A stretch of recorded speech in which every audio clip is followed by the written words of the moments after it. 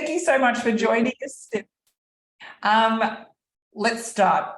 Who are you? Where are you from? And where are you based now? Okay, so my name is Stephanie. I am originally from Austria, but I left my hometown in 1994. Yeah, so I come from a hotel and tourism background, and back in those days, it was actually my mom who said, you gotta go abroad, it's so important for your career, and you need to go and do this thing. And I was like, no, mom, I don't want to go. And then eventually I said, okay, fine, I'll go 6 months, not a day longer. It's been 27 years, so she's still waiting for me. Your poor mother, she, I'm sure, regretted just bullying you out of the house, and then you never came back. It appears that way, but of course, along the way, I met my husband, also a hotelier. This was in London. And then, from there on, we moved with our industry to Dubai. We stayed there for 3 years, and then he was transferred to Japan. And then you sort of come to a point where you're like, okay, hold on a second. So first of all, we can't work together, right? This is Japan, the Japanese, it's a whole different culture in itself. You cannot work together in the same hotel. I couldn't even work for another hotel because it would mean that I was working for the competition. And in the Japanese culture, it would mean that his company would lose face, right? So suddenly I found myself at this, turning point. What are we going to do?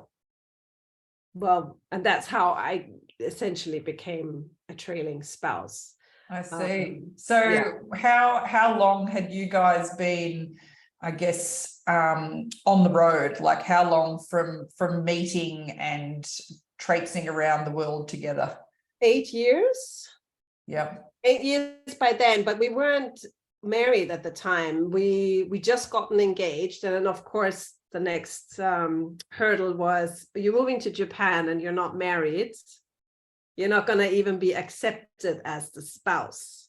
So we had a whirlwind wedding. It's like, mom and dad, quick, we're getting married next month. Please organize. Because, there's a problem with visas. There's a problem with just even being regarded as the spouse. Like I said, the Japanese culture is very, very different. So we thought, okay, you know what? We just got engaged. We might as well just get hitched. So that happened. And then we moved to Japan. Mind you, we moved to Nagoya. I'm not sure if you're familiar. It's the 5th largest city in Japan. It's about, 5-6 million people. So it's not small, but it is in a way very it was at the time, wasn't international at all. To a point where there are so few foreigners that when you crossed the road and you saw another expat, you were like, hi, everything was in Japanese. Nobody spoke English. Boom, here I am. Not doing anything. How was your Japanese? Any Japanese? Non-existent at the time, right? So of course I you sign up for some conversational Japanese just so you get by, and you can tell a taxi driver, go right, go left, straight, stop, but it was pretty tough in the beginning because here I was, just moved to a brand new country, not knowing anybody, husband been working 14-16 hours a day, and I'm like, what do I do now, right? Yeah, and when you were walking past these other expats or foreigners in the street, were you flagging them down and getting a phone number or an email address or some way to then stay in touch? Not really, but you kind of you're like, oh, I see another friendly face, right? It's just it comes to that point, right?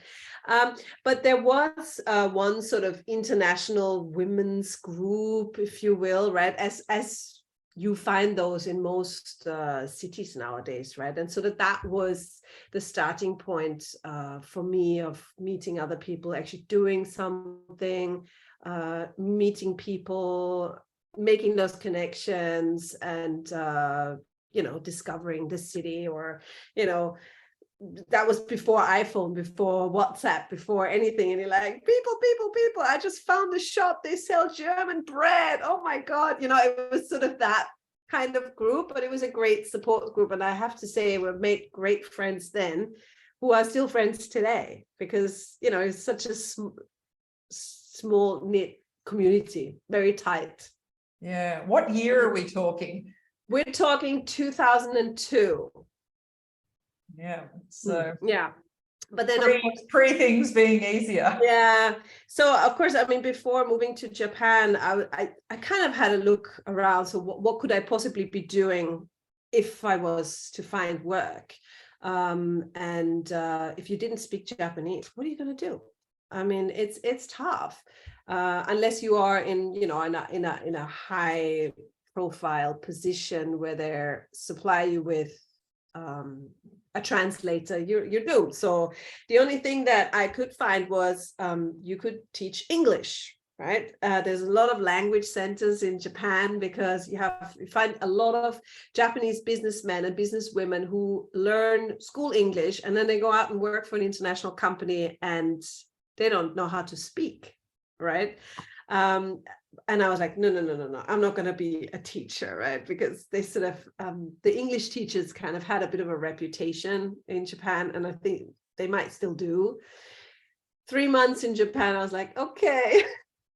Walked into a language center, said, do you need a German teacher? And was hired on the spot. So I found part-time work with that, teaching German and English. But it kept me busy. So during the day, I met friends. I did all the things I liked doing as a trailing spouse. And then in the evening, I worked. It was, just a few hours every evening, but my husband was working long hours. He was working weekends. So I was like, why not? Yeah, how interesting. And you were able to work visa-wise. It was all right once you independently found a job, it was okay to work. Yeah, in Japan, it's not an issue at all. You don't jump through as many hurdles as you do in Singapore. So it was very easy to just find work and, just get paid on an hourly basis. So we did that. And then after a couple of years, we moved to Tokyo, which was, of course, more international. So I just transferred with work. But I did pretty much the same there as well. Found myself a networking group, a social group, and just did my thing. So that Japan was a great experience. And then we got moved to Singapore 16 years ago. Wow. Yeah. I see. So how did you find arriving in Singapore 16 years ago? It was. Can you remember? It was pretty okay. I would say it was very fuss-free. Again, I found myself a social group. That's usually the starting point for me. So I think I became a member at the American Women's Association. I mean, I was in my early 30s, and most women there were in their mid 50s, but never mind. It's still fun, to go out and be social and do go all these cultural trips and things like that. And then I did find a tribe of young women, and then we all became pregnant at the same time. So then we had our mummies groups, right? But of course, when I arrived in Singapore, I was like, okay, so I'm not going to be teaching English here, right? Because most people speak English here. So what do I do next? So this is always the challenge whenever I arrive in a new country or a new city. It's like, okay, what do I do next, right? What's fun? What can I do? What interests me? And then I sort of stumbled into the entrepreneurship. I started baking cakes.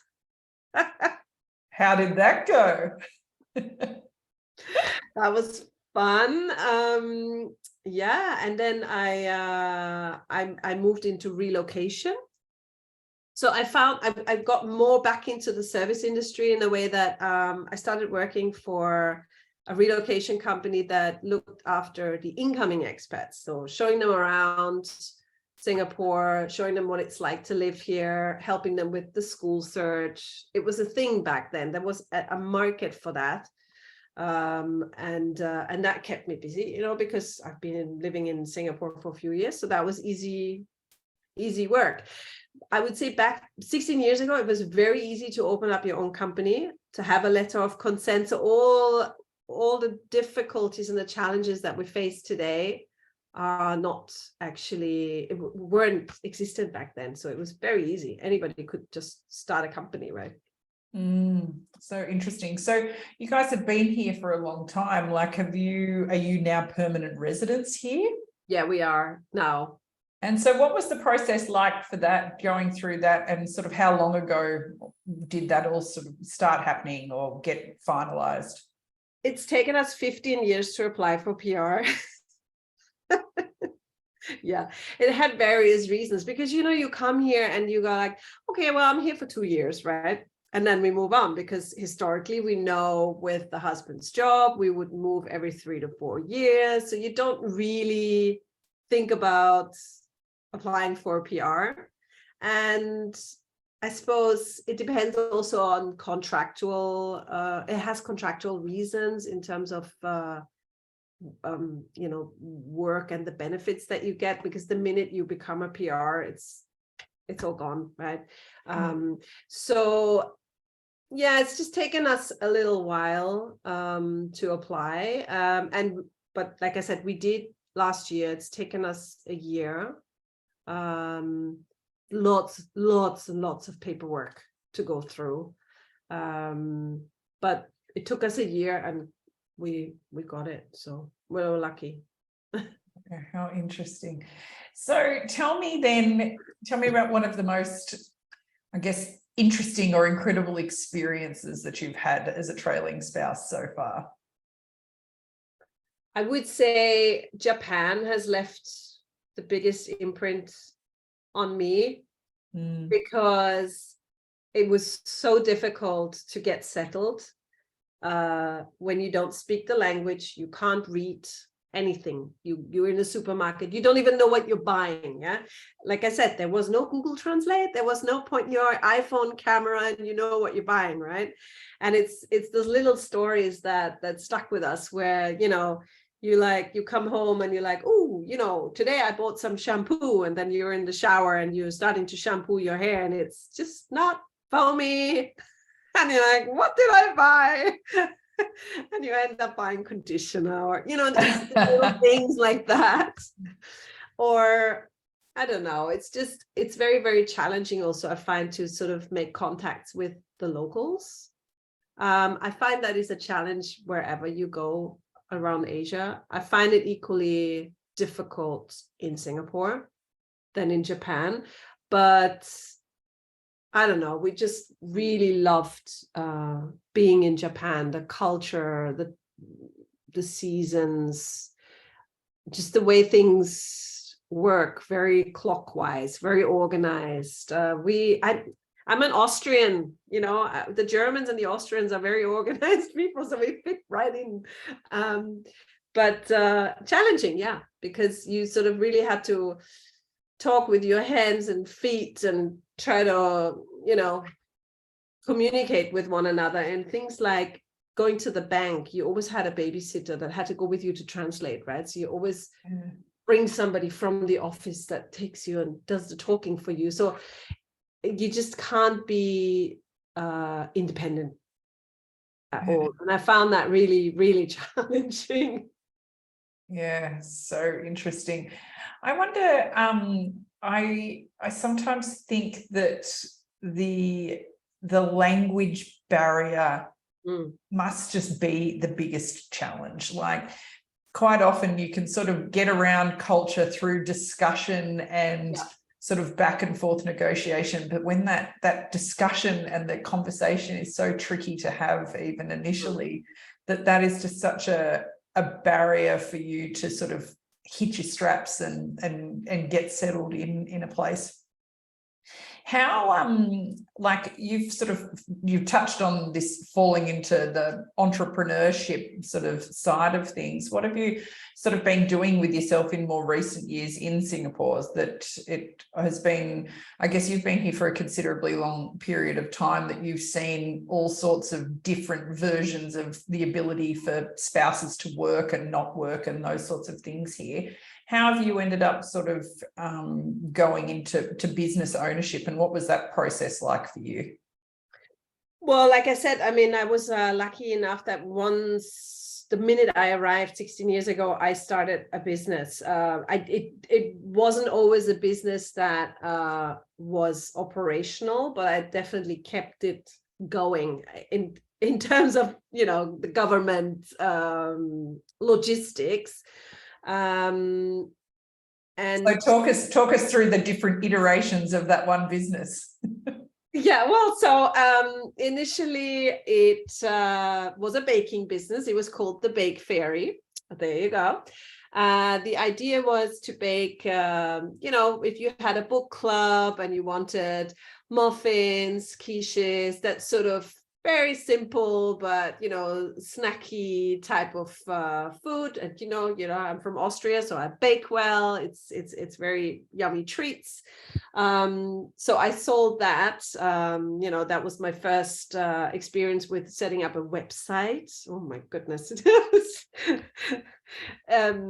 not easy.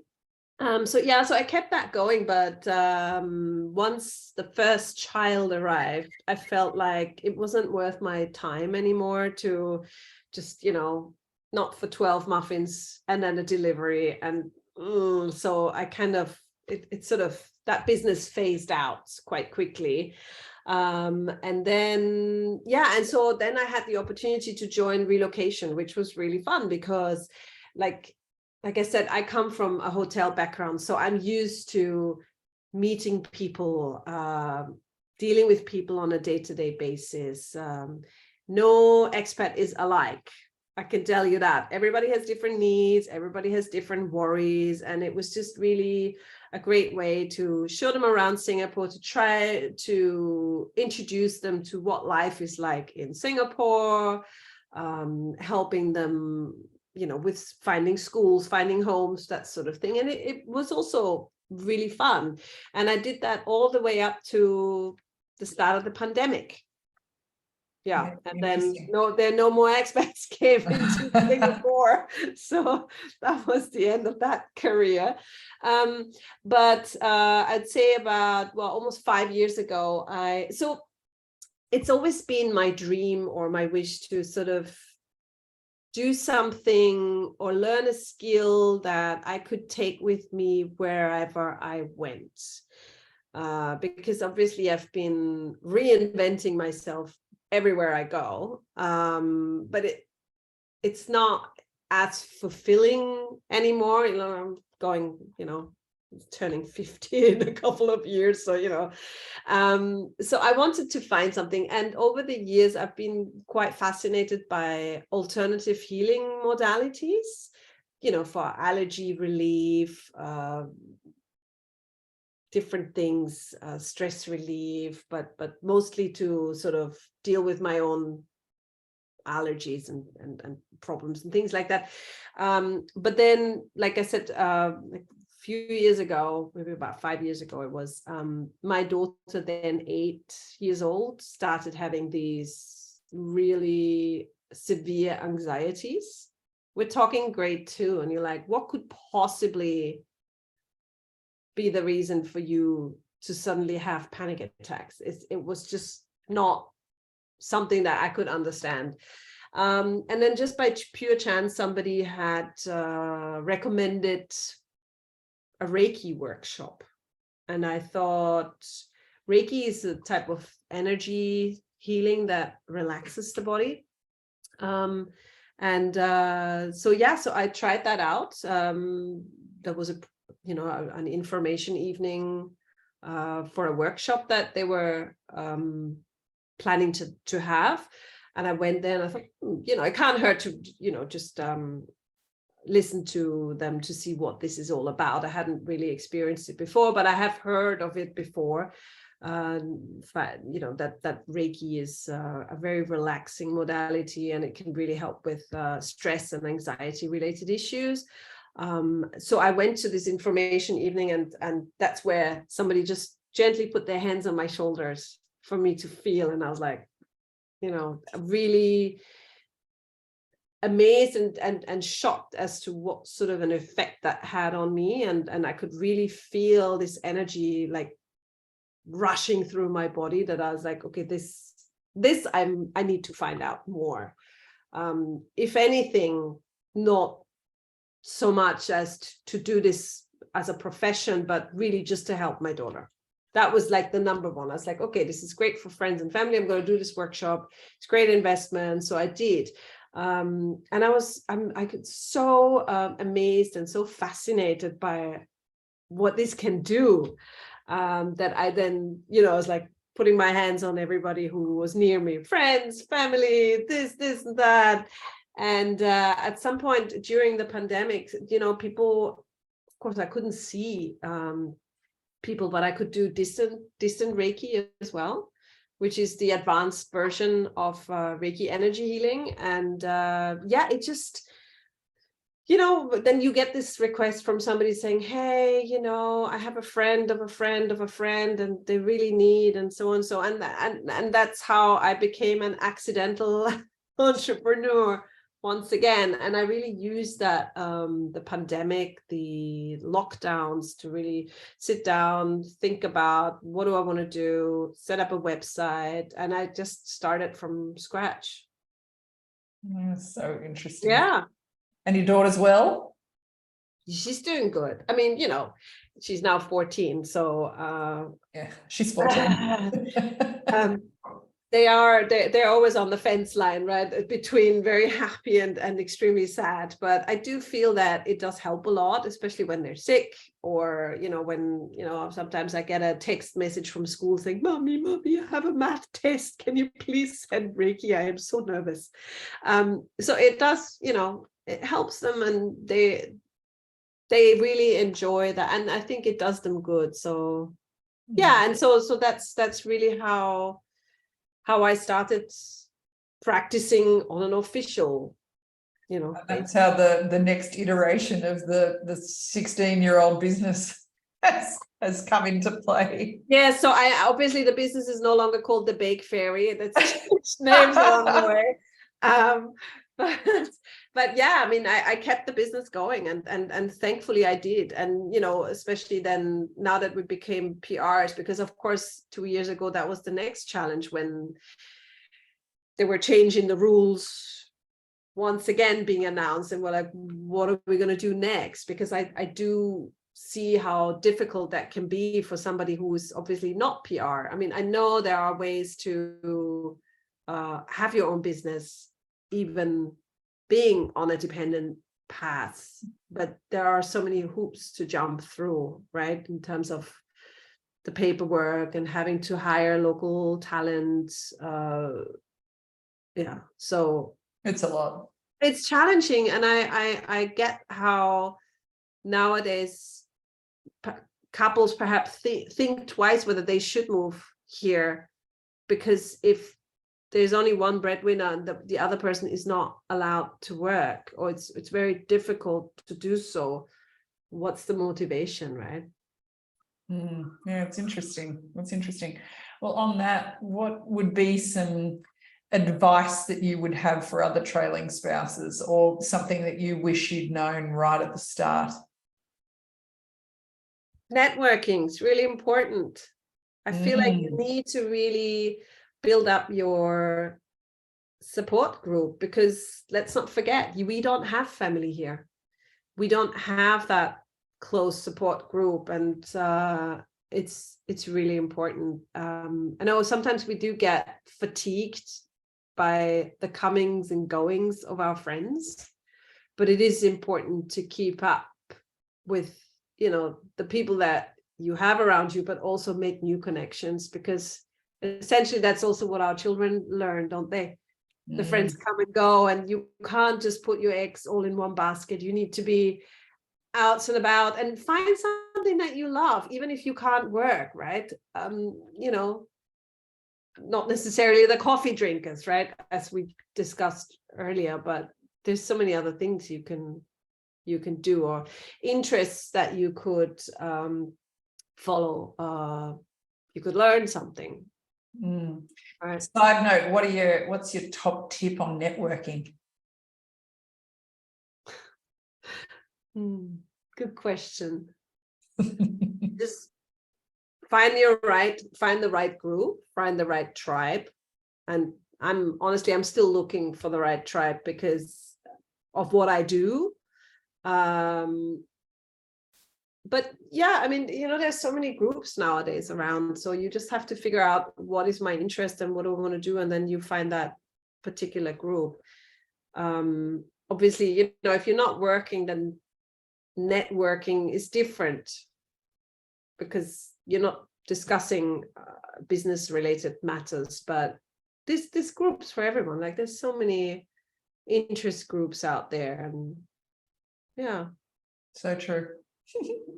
Well, look, Stephanie, thank you so much for your time. It's been really interesting hearing your story and what a little global citizen your mother created by accident. I know, poor thing. Oh, goodness. Well, thank you so much for your time. I really appreciate it. You're welcome. My pleasure.